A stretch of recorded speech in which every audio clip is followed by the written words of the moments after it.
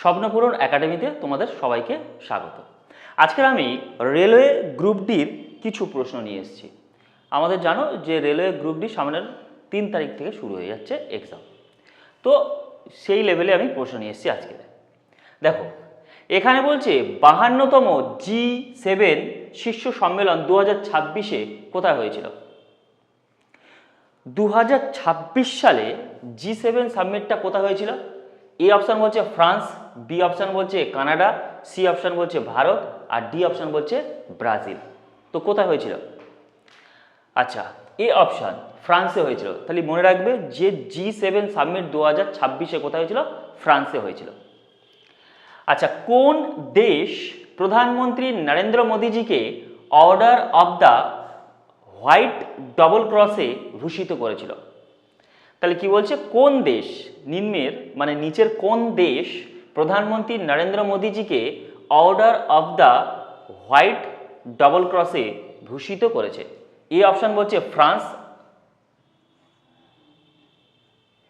France, B option বলছে চীন, C option বলছে নেপাল আর ডি অপশন বলছে স্লোভাকিয়া। কোন অপশনটা নেবে বলো? Order of the white double cross option D হবে। স্লোভাকিয়া তাদের দেশ যারা প্রধানমন্ত্রী নরেন্দ্র মোদীজিকে কি দিয়েছিল? Order of the white double cross, মনে রাখবে। আচ্ছা, এবার বলছে 3 নম্বর, পশ্চিমবঙ্গ কততম রাজ্য হিসাবে আয়ুষ্মান ভারত প্রকল্পে যুক্ত হয়েছে? ভেরি ভেরি ইম্পর্টেন্ট, কিন্তু আসতে পারে প্রশ্ন। দেখো এখানে বলছে পশ্চিমবঙ্গ কততম রাজ্য হিসাবে আয়ুষ্মান ভারত প্রকল্পে যুক্ত হয়েছে, মানে অ্যাড করেছে। আমরা আগে জানতাম যে বর্তমান সরকার বিজেপি এসছে, তো তারপর আমাদের রাজ্য কি হয়েছে? আয়ুষ্মান ভারতে অন্তর্ভুক্ত হয়েছে, কিন্তু তার আগে কিন্তু ছিল না। সেই জন্য এটা ইম্পর্টেন্ট থাকতে পারে। বলছে পশ্চিমবঙ্গের কততম রাজ্য, মানে পশ্চিমবঙ্গ কততম রাজ্য হিসাবে আয়ুষ্মান ভারত প্রকল্পে যুক্ত হয়েছে? এ অপশান বলছে 32তম, বি অপশান বলছে 36তম, সি অপশান বলছে 40তম আর ডি অপশান বলছে 35তম। আনসার কি যাবে? 36তম। তাহলে পশ্চিমবঙ্গ কততম রাজ্য হিসাবে আয়ুষ্মান ভারতে অন্তর্ভুক্ত করা হয়েছে? 36তম রাজ্য হিসাবে অন্তর্ভুক্ত হয়েছে। আচ্ছা, তারপর বলছে কলকাতা হাইকোর্টের নতুন ভারপ্রাপ্ত প্রধান বিচারপতির নাম কি? T S. Sivagnanam, B option Tapabrata Chakraborty আর সি রাখি চক্রবর্তী। কি হবে? আচ্ছা, আগে ছিল টি.এস. শিবজ্ঞানম, কিন্তু বর্তমানে আমরা দেখছি যে তপব্রত চক্রবর্তী নতুন ভারপ্রাপ্ত বিচারপতি হয়েছে কলকাতা হাইকোর্টের। আচ্ছা, এবার বলছে 5 নম্বরটা দেখো, বলছে কততম আন্তর্জাতিক যোগ দিবস পালন করা হয়েছে 2026 সালে? আমরা জানি যে আন্তর্জাতিক যে যোগ দিবস প্রধানমন্ত্রী নরেন্দ্র মোদীজি কোথায় এসেছিল? পশ্চিমবঙ্গে এসেছিল, রেড রোতে অনুষ্ঠানটি হয়েছিল। তো এখানে বলো যে কততম যোগ দিবস ছিল সেটা? 12তম, 13তম, 22তম না 20তম? 12তম যোগ দিবস ছিল। 6 নম্বর প্রশ্ন দেখো, বলছে ডক্টর শ্যামাপ্রসাদ বলছে ডক্টর শ্যামাপ্রসাদ মুখোপাধ্যায়ের কততম জন্মবার্ষিকী পালন করা হয়েছে 2026? রিসেন্টলি বলছে ডক্টর শ্যামাপ্রসাদ মুখোপাধ্যায়ের কততম জন্মবার্ষিকী পালন করা হয়েছে? বলছে 120তম, এ অপশানে বলছে, বি অপশানে বলছে 124তম, সি অপশানে বলছে 125তম আর ডি অপশানে বলছে 130তম। বলো। আচ্ছা, 125তম। তাহলে ডক্টর শ্যামাপ্রসাদ মুখোপাধ্যায়ের কততম জন্মবার্ষিকী পালন করা হয়েছে? 125তম জন্মবার্ষিকী পালন করা হয়েছে। আচ্ছা, এবার বলছে উড়িষ্যা বিধানসভাকে কাগজবিহীন করতে কোন অ্যাপ চালু করা হয়েছে? বলছে বিধানসভায় যে সমস্ত কাজকর্ম হয় সেখানে মানে কাগজবিহীন যা হবে সবই আমরা অনলাইনে।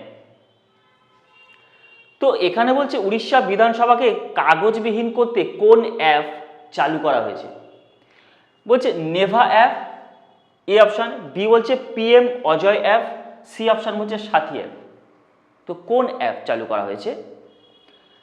এ অপশান নেভা অ্যাপ চালু করা হয়েছে, যে বিধানসভাতে কোনোরূপ কাজকর্ম কাগজবিহীন ছাড়াই হবে, মানে অনলাইনে করা হবে যেটাকে বলা হয়, সেই অ্যাপ চালু করা হয়েছে। সেই অ্যাপটার নাম হচ্ছে নেভা অ্যাপ চালু করা হয়েছে। ঠিক আছে। আচ্ছা, সাইবার অপরাধের দ্রুত নিষ্পত্তির জন্য কোন অ্যাপ চালু করা হয়েছে? বর্তমানে আমরা দেখেছি যে এগুলো খুবই সমস্যার একটা ক্রাইম হয়ে দাঁড়িয়েছে যে সাইবার অপরাধের দ্রুত নিষ্পত্তির জন্য কোন অ্যাপ চালু করা হয়েছে। আচ্ছা, এ অপশন বলছে জিআরএম, বি অপশন বলছে এমআরএম, আর সি অপশন বলছে পিএমআরসি। তো কোন অ্যাপ চালু করা হয়েছে? জিআরএম অ্যাপ চালু করা হয়েছে।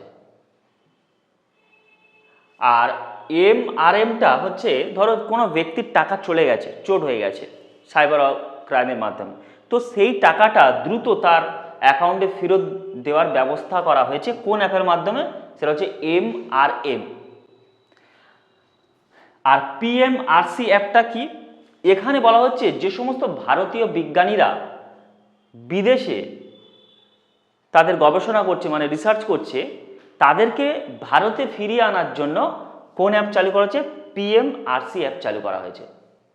এখানে সম্ভবত 12 কোটি টাকা খরচ করা হবে, যে তোমরা এখানে চলে এসো, এখানে গবেষণা করো। 9 নম্বরটা দেখো, 9 নম্বরে কি বলছে? বলছে Priyadarshini free bus travel scheme চালু করেছে কোন রাজ্য সরকার? Priyadarshini free bus travel scheme চালু করেছে কোন রাজ্য সরকার? এ বলছে কেরালা, বর্তমানে কেরালাম হয়ে গেছে।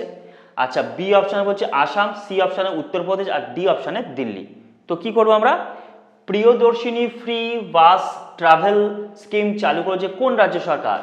অপশান এ কেরালা রাজ্য সরকার বা কেরালাম রাজ্য সরকার। আচ্ছা, এবার হচ্ছে পিএমআরসি স্কিম 2026 সালে কোন মন্ত্রণালয় দ্বারা ঘোষিত হয়েছে? এগুলো আসে যে বলে দিল যে তোমাকে পিএমআরসি স্কিম 2026 সালে কোন মন্ত্রণালয় দ্বারা ঘোষিত হয়। আচ্ছা, তোমরা বলো তো সাইবার অপরাধের দ্রুত নিষ্পত্তির জন্য কোন অ্যাপ চালু করা হচ্ছে? এটা তো প্রশ্ন, কিন্তু আমি বলছি সাইবার অপরাধের দ্রুত নিষ্পত্তির জন্য মানে কোন মন্ত্রণালয় থেকে এটি ঘোষিত হয়। যেমন এখানে বলছে পিএমআরসি স্কিম 2026 সালে কোন মন্ত্রণালয় দ্বারা ঘোষিত হয়েছে। আমি তোমাদের বলছি যে সাইবার অপরাধের দ্রুত নিষ্পত্তির জন্যে কোন মন্ত্রণালয় দ্বারা ঘোষিত হয়। আচ্ছা, যদি বলে সাইবার তখন বলবে স্বরাষ্ট্র মন্ত্রণালয়, কিন্তু এখানে কি হবে? এখানে হয়ে যাবে ভারত সরকার শিক্ষা মন্ত্রণালয়। অপশান এ হয়ে যাবে যে পিএমআরসি স্কিম 2026 সালে কোন মন্ত্রণালয় দ্বারা ঘোষিত হয়েছে, তখন কি হবে? ভারত সরকার শিক্ষা মন্ত্রণালয়। তোমরা জানো যে আমি পিএমআরসির মানে কি বা কি স্কিমটা কি অ্যাকচুয়ালি বলে দিয়েছি আমি, যে এখানে যে সমস্ত বিজ্ঞানীরা বা ভারতীয় বংশোদ্ভূত যারা বিদেশে রিসার্চ করছে তাদেরকে দেশে ফিরিয়ে আনার জন্য আমাদের কোন অ্যাপ চালু করা হয়েছে? পিএমআরসি অ্যাপ চালু করা হয়েছে। আচ্ছা, বলছে আপনাপন বইটির রচয়িতা কে? মানে আপনাপন বইটি কে লিখেছে? অপশান এ বলছে শিবরাজ সিং চৌহান, অপশান বি বলছে পিপি সত্যান, আর সি অপশান বলছে নিরঞ্জন দেব শর্মা। আপনাপন বইটির রচয়িতাকে, লেখককে? আচ্ছা, এ অপশান হয়ে যাবে শিবরাজ সিং চৌহান হয়ে যাবে। 12 নম্বর প্রশ্নটা দেখো, এখানে কি বলছে? বলছে ভারতের কোন রাজ্য সর্বপ্রথম এআই চালিত হাইপার স্কেল ডেটা সেন্টার তৈরি হবে? মানে ভারতের কোন রাজ্যে, ভারতের এমন কোন রাজ্যে সর্বপ্রথম কি হবে? এআই চালিত হাইপার স্কেল ডেটা সেন্টার তৈরি হবে। এখানে এ দিয়ে এ অপশান বলে দিচ্ছে Uttar Pradesh, B option Paschimbanga, C option Gujarat, আর ডি অপশান বলছে, সরি এটা বি হয়ে গেছে, ডি অপশান বলছে দিল্লি। তো কোন রাজ্য চালিত হবে? একমাত্র গুজরাটে চালিত হবে। মানে কি বলছে? বলছে ভারতের কোন রাজ্যে সর্বপ্রথম এআই চালিত হাইপার স্কেল ডেটা সেন্টার তৈরি হবে, সেটা হচ্ছে কি আমাদের গুজরাট রাজ্যে। আচ্ছা, গ্লোবাল পিস ইন্ডেক্স 2026-এ ভারতের স্থান কততম? মানে শান্তিপূর্ণ, বিশ্বের সবচেয়ে শান্তিপূর্ণ দেশ কোনটি? এদের কাজ হচ্ছে যতগুলো দেশ আছে কোন দেশ সবচেয়ে শান্তিপূর্ণ দেশ হিসাবে প্রকাশিত হয়েছে এই ইন্ডেক্সে। এখানে বলছে গ্লোবাল পিস ইন্ডেক্সে কি বলেছে? 2026-এ ভারতের স্থান কততম? ভারতের স্থান বলেছে।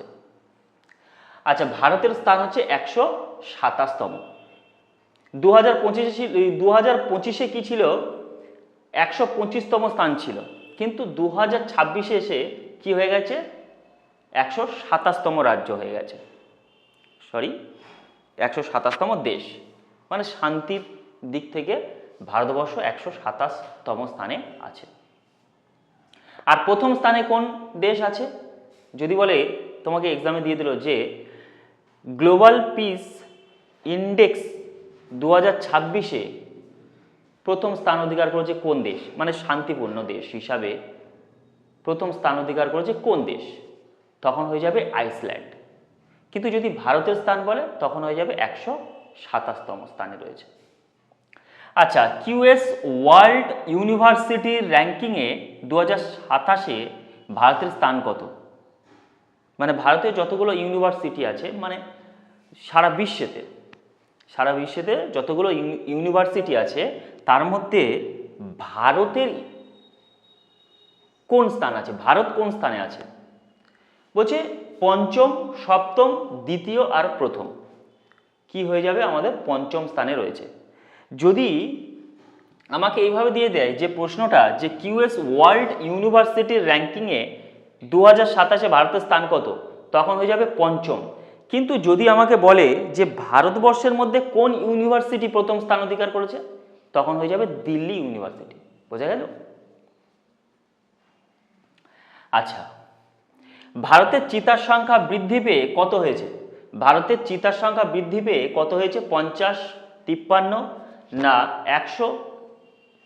ডি অপশন বলছে 61। তো আমরা জানি 53। ভারতের চিতার সংখ্যা বৃদ্ধি পেয়ে কত হয়েছে? 53টি হয়েছে। আচ্ছা, ভারতের 100তম রামসার সাইটের তকমা পেল কে? এ অপশন বলছে সুরহা তাল, যেটাকে আমরা জয়প্রকাশ নারায়ণ পক্ষী অভয়ারণ্য বলবো। আর বি অপশনে বলছে কেম্পে গৌড়া।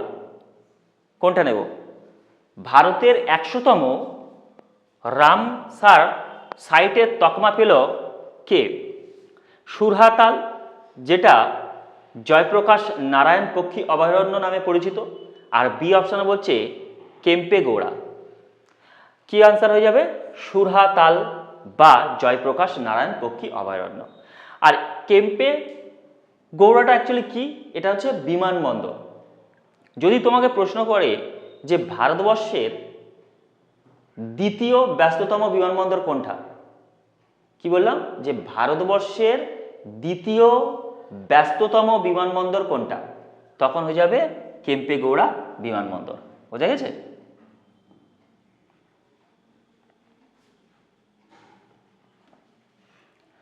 আচ্ছা, তারপরে প্রশ্নটা দেখো, প্রধানমন্ত্রী নরেন্দ্র মোদী টানা কতদিন প্রধানমন্ত্রী থাকার মাইল ফলক অর্জন করেছেন? এটা আসতে পারে এক্সামে, যে প্রধানমন্ত্রী নরেন্দ্র মোদীজি টানা কতদিন প্রধানমন্ত্রী থাকার মাইল ফলক অর্জন করেছে? কি হবে?